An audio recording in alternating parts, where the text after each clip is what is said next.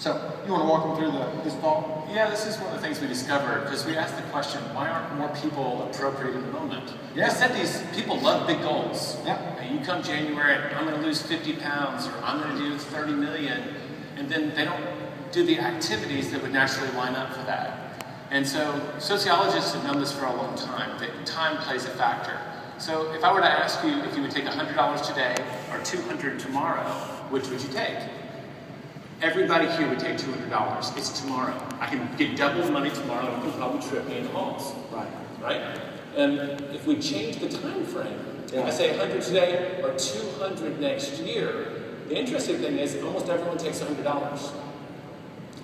And the problem with that is that time distorts our sense of how big something is. They call it hyperbolic discounting. It's a fact. If it's too far away, people discount it, and they can't grasp that it's really real, and they go for the low-hanging fruit. Yeah. Right? They go for things that are easy, that are close, and that are real to them. You know, we say you're stepping over, dollars to get to dimes, but they're doing a short-term activity because they can't quite connect the dots. And so our big thing is, and you've been doing it for a long time, is people need something to help them connect the dots so that they can take the $200 every single time. Absolutely. That is without a doubt it. Well, there's a simple philosophy I call goal setting to the now. I mean, understand that in your life, if you think about time, there's the past, present, and future. Well, the past is behind you. The future may or may not happen. The only thing you have is the moments. The only guarantee that you have is right now. Everything else is not a guarantee. The reason we set goals into the future is so that we're appropriate right now. So that what we do today is not only something that we have a passion for and is meaningful to us, but also, if we happen to live tomorrow, it was the right domino that knocks something else over. And that's what we want, is we want some combination of that. So think about it this way. Use money as an exercise if you want. You can use anything. But just ask yourself a simple question. If I could imagine really big right now, financially, what would that number be? Someday, I'd really be happy with this dollar amount. What would that be? And I only do that because it's quantitative. And everybody has a job, or knows someone has a job, or has a business. So this is a universal idea. Right? What would that number be? Do you have it in your head? Everybody have a number? Okay, now double it. Now double the number. Did you do that? Okay, so let's write that number down. Because one of the biggest mistakes that people make is they assume that plans always work. Plans never work.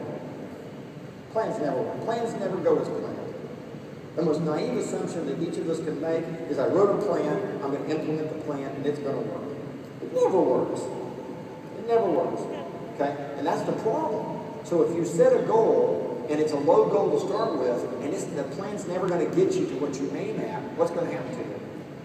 You're going to fall short. The purpose of a goal is to design the plan. You hear that? The purpose of the goal is to design the plan. That's the whole point of it. Right? You could say, my goal is to have an amazing marriage, my goal is to have a good marriage, my goal is to have a marriage. And by the way, the answers are going to be very different about how those are played out. Okay? They're going to be very different about how they're played out. So you've now doubled the goal. So here's what you do. You simply ask yourself this question. Where do I need to be in 5 years? What's the one thing I can do in 5 years such that by doing it, everything else will be easier or unnecessary, and I'll be on the right path to getting my Sunday goal? And then you say, based on my 5-year goal, what's the one thing I could be doing this year such that by doing it, everything else will be easier or unnecessary, and I would be on the path to get my 5-year goal to get my Sunday goal? Oh, by the way, what's the one thing I could do based on my 1-year goal? What's the one thing I could do this month such that by doing it, everything else would be easier or unnecessary, and I would then be on track to get my 1-year goal, which would be on track to get my 5-year goal to get my Sunday goal. Oh, by the way, based on my monthly goal, what's the one thing I could do this week such that by doing it, everything else would be easier or unnecessary, such that I'd be on track to do my monthly goal to get my 1-year goal, to get my 5-year goal, to get my Sunday goal. Oh, by the way, based on my weekly goal, what's the one thing I should do today, such that by doing it, what's the one thing I could do today? What's the one thing I can do today? What's the one thing I will put my time in, such that by doing that thing today, everything else I could do is easier or unnecessary, such that by doing that, I'm on track to get my weekly goal, to get my monthly goal, to get my 1 year goal, to get my 5 year goal, to get my Sunday goal. Oh, by the way, based on what I need to do today, what's the one thing I need to be doing right now, such that by doing right now, I'm on track today, be on track for the week, be on track for the month, be on track for the year, be on track 5 years, get my Sunday goal. And I jokingly, when I'm teaching the kids, or actually when I'm even coaching people, they'll tell me the answer, and I'll say, so why are you talking to me? Why are you still here? Go do that one thing, and I'll talk to you tomorrow. Well, what we tend to do is go, I got all these things to do. But we haven't connected all those things, really connected them to the big domino at the moon. We haven't connected it. A, because we didn't ask the question, cry me a river, but people go, well, I really don't want money. What a lie. That's a lie. Well, they said, well, by the way, they said, well, but I don't need anything. I said, and we wrote about this in the Millionaire Real Estate Investor.